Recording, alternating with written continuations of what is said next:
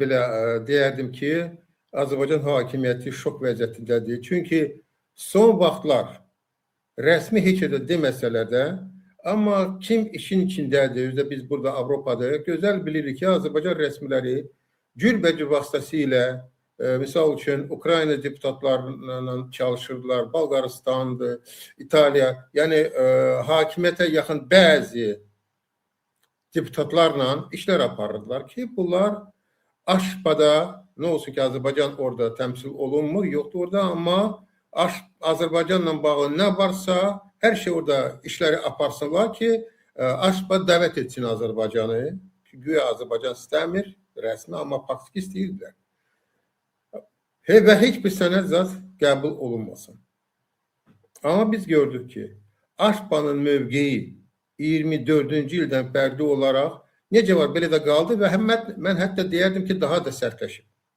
Əgər tutam ki, 24-cü ildə yanvar ayında o vaxt Aşpanın sesiyasında qərar qəbul edəndə inandıram sizi, bir çox deputatlar əslində istəmirdilər ki, Azərbaycana qarşı sanksiyalar tətbiq olunsun və Azərbaycan bu təşkilatı o təşkilatdan uzaqlaşsın. Azərbaycanla bağlı qətnamə istəyirlər, qəbul etsinlər, hətta maksimum tövsiyə. Amma Azərbaycan deputatları və Azərbaycan prezidenti özlərini belə apardılar ki, güya hissləniblər, çıxıb getdilər. Amma indi gizli işlər aparırlar və hesab edirlər ki, vaxt getdikcə Avropa deputatları mövqeyi dəyişiləcək, onlar sonra çağırıb deyəcəklər ki, hə, biz səhv etmişik, gəlin, işlərimiz çoxdur, Azərbaycan qazı var, Azərbaycan nefti var, Azərbaycan Ukraynaya yardım edir. Yəni, belə tipli təbliğat axı bizimkilər aparırlar. Biz görürük ki, yox.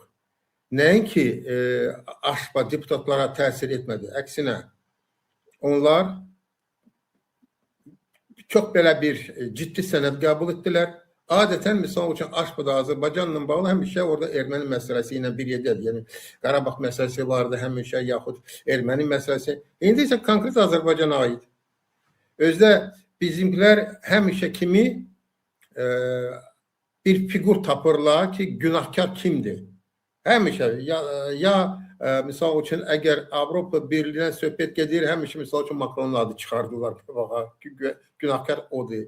Aşpada isə güya hər şey Şvabın əlindədir, hər şey o edir. Halbuki əslində, misal üçün, Azərbaycanla bağlı qəbul edilən qətnamə orada Şvaba yox, digər şəxslər aktiv rol oynayıblar. Mən bunu yaxşı bilirəm. Və orada çox ciddi müzakirələr aparılıb və fikir versəz, görərsiniz ki, hətta Türkiyənin nümayəndələri susublar. Çünki, yenə də ki, vəziyyət orada Azərbaycanla bağlı dəyişilib. Artıq, bilirsiniz, indi 24-cü il deyil. İndi 26-cı il və vəziyyət dəyişilib.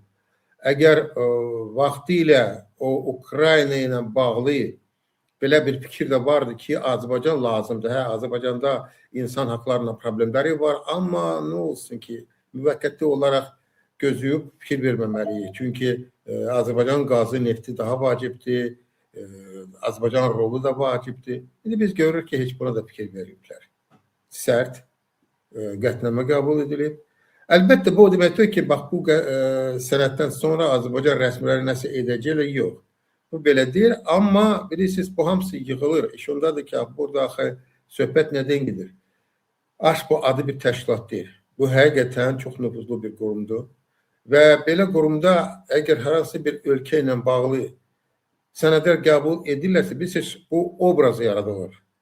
Ölkə ilə bağlı, ölkədə rejimlə bağlı xüsusi, deməli, stereotiplər, obraz yaradılır. Və obraz, Azərbaycanla bağlı obraz, yəni loru dilində desək, sifət xoşa gəlməyəndir. Və bu vacibdir. Əlbəttə ki, rəsmilər hissləniblər. Reaksiyada da bu məlumdur. Həm deməli, sosial şəbəkədə hakimiyyətə yaxın qüvvələr tərəfindən, həm mass mediada Azərbaycan rəsmilər şokdadılar ki, bəs bu nədir? Gözdə fikir verim, Avropa Parlamenti keçən dekabrda sənəd qəbul edib. İndi Aşpa, yəni Azərbaycan rəsmiləri hara getmirlər, harada iştirak etmirlər, orada hansı bir zərbə alırlar. Bu vacibdir. Yani bir daha Evet. da mesaj gönderilip Azerbaycan'a ki hiç ne unutulmayıp her şey nezaret altındadır. Sadece olarak şimdi elbette ki Azerbaycan'la bağlı, yani Azerbaycan o kadar birinci yani o vacip mesele vacip ülkelerle bağlı siyasette birinci hiç 10. yerde değil. Her iki Azerbaycan vakti gelip ama gelende her şeyini yada salacak sözsüz ki. Siz yaxşı bir məqama toxundunuz ki, hələ bir neçə həftə əvvəl Əliyev Avropa Parlamentindən şikayət edirdi. Və burada isə Aşpadan özde iş ondadır ki tek bu birisi dalbadal gedir. Avropa Parlament, Aşpa, Macron o tərəfdən, Şvab bu tərəfdən, bir də İsrail o tərəfdən sənəd qəbul edib. Yəni hara baxmısan zərbələr. Yəni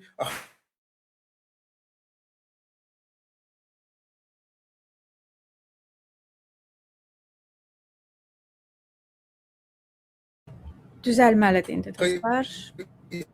Sevinç xanım. Mən sizi görmürəm, eşitmirəm. Davam edirik. Yox, var, davam edirik.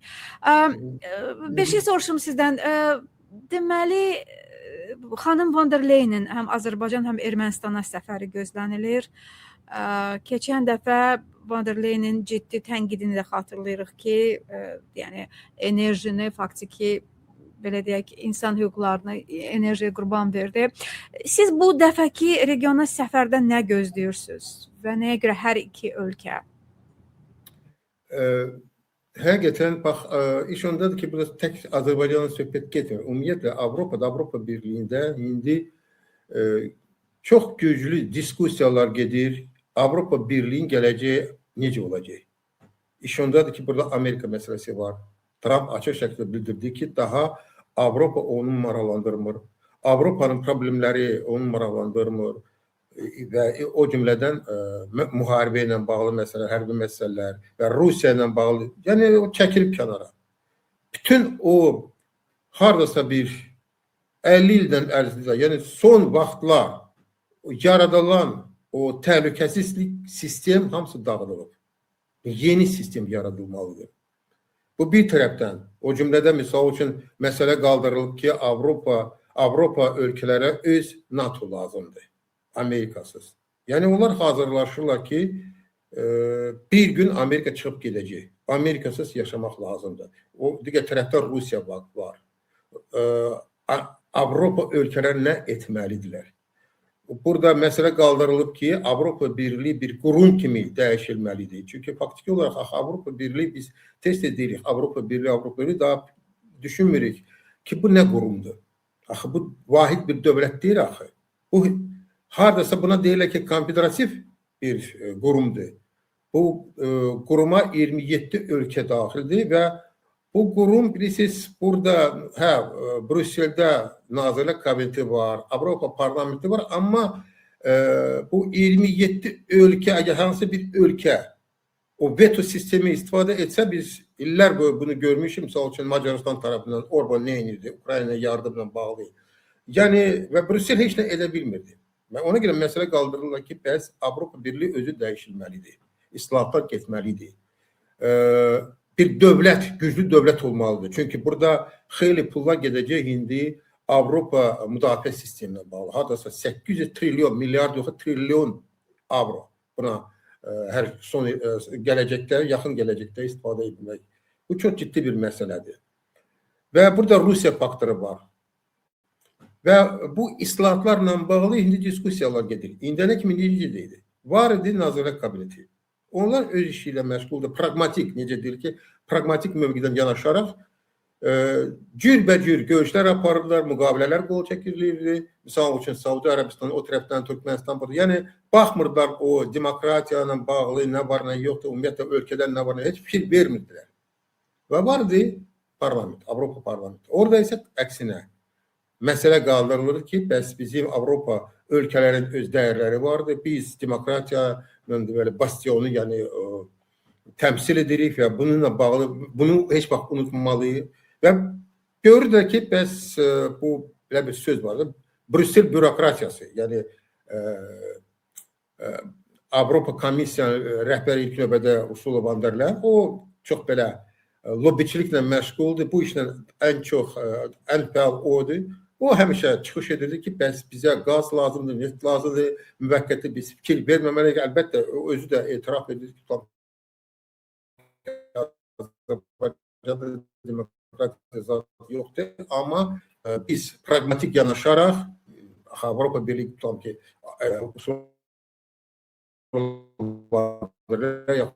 kimsə gedir, onlar dedi ki, orada demokratiya var, biz gedirik, gürbəcür sənədlər qəbul edirik. Düzdür, buna cavab olaraq deyirlər ki, axı, bu ərəb ölkələr, onlar axı Avropa inteqrasiyasına söhbət aparırlar, demokratiyadan danışırlar. Azərbaycan isə danışır, işlər aparır. Avropa Birliyi tərəfindən Azərbaycana nə qədər yardım edilmişdir gürbəcür islahatlarla bağlı. Ümidlər də vardı. Əgər belədirsə, deməli Azərbaycandan tələb etmək də lazımdır. Və indi, bax, əgər vaxtilə Avropa Parlamento rolu çox zəif, heç bir rol oynamırdı. İndi isə bu qurumun rolu güclənir. Və indi, bax, son iclaslarında orada məsələ qaldırılıb ki, bəs Van der Leyen və digər Nazirlər Komitəsinin üzvləri, onlar hansısa bir sənədlə, yəni görüşlər apara bilərlər. Amma qəbul edilən sənədləri parlament hələ təsdiq etməlidir. Və 100% garanti yoxdur ki, tutam ki, Ursula von der Leyen gəldi Bakıya, nəsə bir, hansısa bir razılığa gəldi, sənədi qol çəkdi, amma ratifikasiya məsələsi var.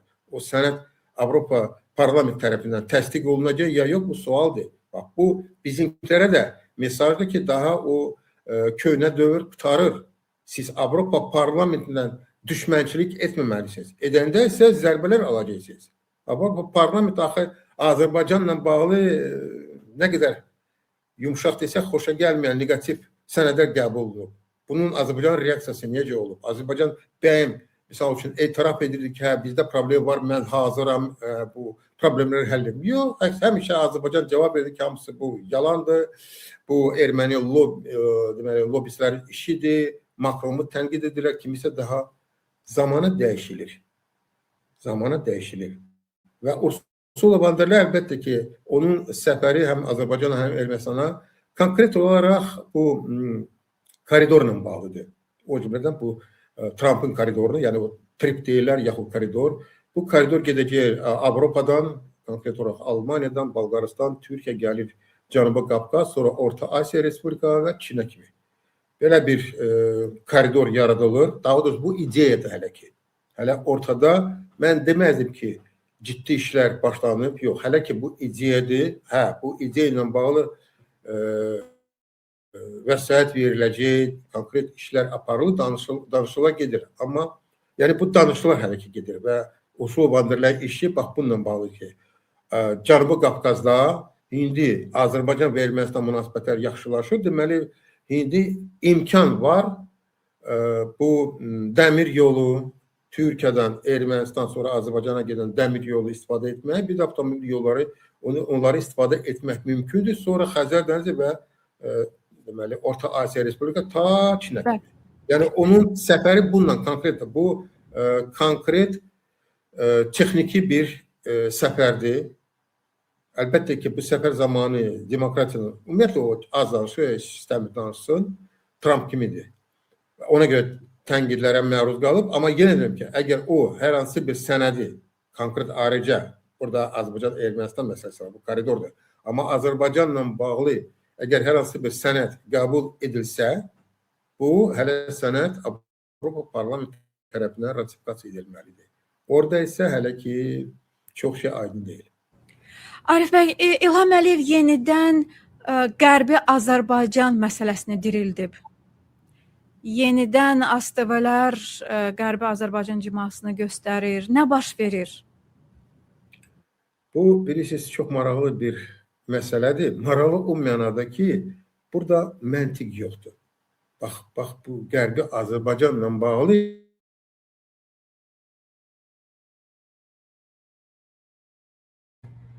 Bəyənək paylaşaq. Biraz internet. Siz yox olursunuz. Siz məni görürsünüz ya yox? Bəli, yayım gedir, hər şey qaydasında. Çünki bəzən yox olur o. Ekran qara rəngdədir. Anlamıram. Deməli, mən hələ ermənilərdən söhbət aparmam. Buradakı Avropa siyasətçilərə sual verir ki, yaxşı, bəs onlar məntiq axı, burada Avropada nə varsa hər şey məntiq əsasında yanaşırlar. Deyirlər ki, əgər Azərbaycan Ermənistanla sülh danışıqları aparılır, əgər hər şey hazırdır, tərəflər açıq şəkildə bildirdilər ki, biz sülh sazişini qol çəkəcəyik. Azərbaycan tərəfi məsələ qaldırılıb ki, bəs konstitusiyada, Ermənistan konstitusiyada dəyişikliklər olmalıdır. Ermənistan buna da dedi ki, Paşinyan razılıq verdi. Yəni, hər şey öz qaydasındadır, gedir, normaldır. Və heç ki bugün demir axı ki, Azərbaycan və Ermənistan o münasibətlər pisdir. Deməli, bunlar arasında indi yeni bir münaqişə davam edir. Allah eləmiş tutam ki, sərhəddə yenə də döyüşlərlə bağlı nəsə belə bir məlumat gəlməlidir. Belə şey yoxdur ortada. Hər şey normaldır. Hətta iqtisadi münasibətlər qurulur. Azərbaycan indi icazə verir ki, Rusiyadan cürbəcür mallar taxıldı, yaxud digər mallar. Yəni, Azərbaycan və Ermənistan arasında normal münasibətlər yaranır. Əlbəttə ki, buna müsbət yanaşırlar, amma digər tərəfdən deyilir ki, yaxşı, bu Qərbi Azərbaycan məsələsi kimə lazımdır və nə üçün istifadə edir?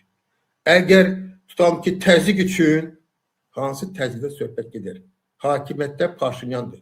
Paşinyan açıq şəkildə bildirdi ki, Qarabağ məsələsi qutarıb, Qarabağ heç vaxt Ermənistanın və ermənilərin olmayıb, bu Azərbaycanın torpağıdır. Nahaq biz vaxtı ilə bu məsələni qaldırmışıq. Böyük bir itkilərə həm biz, həm deməli Azərbaycan xalqı məruz qalıblar. Bu hamısı Qarabağ klanı işidir. Biz o keçmişlə bağlı nə vardı, hamısını o səhifələ bağlayıb gələcəyə doğru addımlar atmalıyıq. Və bu bizim siyasətimizdir. Bunu Paşinyan dəfələrdir demişdi. Ermənistanda həm parlamentdə, həm deməli pres konferanslarda keçirilirdi. Bəyən bu Azərbaycan xeyrinə deyilmi? Bəyən burada Ermənistan rəhbərliyi bu Qarabağla bağlı, yaxud hansısa digər məsələ ilə bağlı revanşist mövqedən mi yanaşır? Xeyr, sülhdən danışır. Deyir ki, hər şey normal olmalıdır. Hətta Türkiyədən də məsələ qaldırıb, bax, bu böyük bir vacib bir məsələdir ki, bəs vaxtı ilə ta keçmişdə nə olub, bu keçmişdə də qalmalıdır. Mən misal üçün o genosidlə bağlı məsələlər, o iki xalqlar, iki dövlətlər arasında problemlər yaratmamalıdır. Bax, bu onun mövqeyidir. Yəni, bu bizim xeyrimizə deyilmi? Hər şey bizim xeyrimizədir. Əgər Allah eləməsin, tutam ki, Ermənistanda hakimiyyətə Koçərən gəlsəydi, yaxud daha hansı bir Rus pərəst bir siyasətçi, bu bizim xeyrimizə olacaq.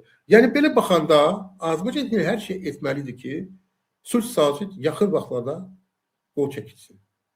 Hər şey etməlidir ki, normal münasibətlər olsun. Hər şey etməlidir ki, iki ölkələr arasında heç bir problem zat olmasın. Biz nə görürüksə, Azərbaycan yenə də başlayır bu dırnaq arası Qərbi Azərbaycan məsələsi. Kimə bu lazımdır? Bax, ona görə mənə suallar verir ki, məntiq. Burada həqiqətən məntiq yoxdur. Məntiqlə əgər tutam ki, məntiqdən danışırsa, mən bunu başa düşərdim, əgər Ermənistanın rəhbərliyi Koçərən olardı, yaxud daha hansı bir deməli, ayrı bir siyasətçi və onlar Qarabağ məsələsini qaldırarlar. Ona əvəz olaraq bizimlər də bunu qaldırarlar. Bəs bu Qərbi Azərbaycan məsələsi. Necə deyir ki, siz belə, biz belə. Siz bunu məsələni qaldırırsa, biz də bunu. Yoxsa biz Ermənistan tərəfindən Paşinyan Qarabağ məsələsi qaldırır? Yox, əksinə tutar bu məsələ. Bunda sən niyə bu Qarabağ məsələsi, Qərbi Azərbaycan məsələsini niyə qaldırırsan? Kimin xeyrinədir bu? Rusiyanın xeyrinədir. Faktiki olaraq bu Qərbi Azərbaycan məsələsini qaldırmaq, biz isə uşaq deyirik, gözəl başa düşürük ki, bu Qərbi Azərbaycan məsələsini, bu adı bir deməli, o dırnaqarası qeyri-hökumət təşkilatının işi deyil. Arxasında, deməli, əlbəttə ki, prezident administrasiyası dayanır. Bu, İlham Əliyevin təşəbbüsü ilə bu məsələ qaldırılmışdı və həyata keçirilir. Deməli, İlham Əliyev bunun arxasında dayanır. Kimin üçün? Bu, Rusiyanın xeyrinədir. Bu məsələni qaldırmaq Rusiya. Çünki Ermənistanda, əlbəttə ki, buna negativ yanaşırlar. Ermənistanda hesab edilir ki, Azərbaycan, daha doğrusu Rusiya Azərbaycanın əli ilə istəyir Ermənistanı vursun.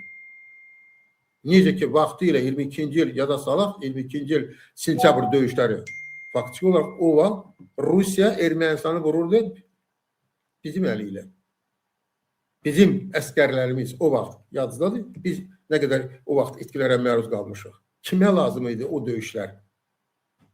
Rusiya lazımdır. İndi bu Qərbi Azərbaycan məsələsi qaldırıb kimin xeyrinə? Yenə də Rusiyanın xeyrinədir. Azərbaycan xeyrinə deyil. İndi bu məsələ bitməlidir. Sözsüz ki, əgər iki dövlətlər arasında hər şey normal olsa, sülh saziş, hər şey bərpa olunsa, onda həm Azərbaycanlılar könüllü olaraq Ermənistana gedə bilərlər, orada yaşaya bilərlər. Ermənilər də oradan gələ bilərlər Azərbaycana. Amma indi yox. Hətta normal münasibətlər olanda. Necə ki, tutalım ki, nə qədər burada Avropada Almanlar gedirlər, Fransada yaşayırlar. Fransada gedirlər, Almaniyada evləri alırlar. Heç kim də demir ki, bu problemdir. Çünki hər şey qutarıb. Münasibətlər çox gözəldir, yaxşıdır. O müharibə, münaqişə dövr bitdi. İnsanlar rahat, normal yaşayırlar. Haçansa bizdə də ermənilərlə bu olacaq. Əlbəttə, indi yox. Mən bilmirəm, haçan bir 10-15 ildən, bir 20 ildən bu olacaq geçdiyiz. Onda bax, kim bizimkilərdən istəyir qayıtsın, qayıdacaq əlbəttə ki. Amma könüllü belə bir təzyiq, yəni bu formada yox da. Yəni bu yenə deyim ki, bu Rusiya xeyrinə olan bir işlərdir.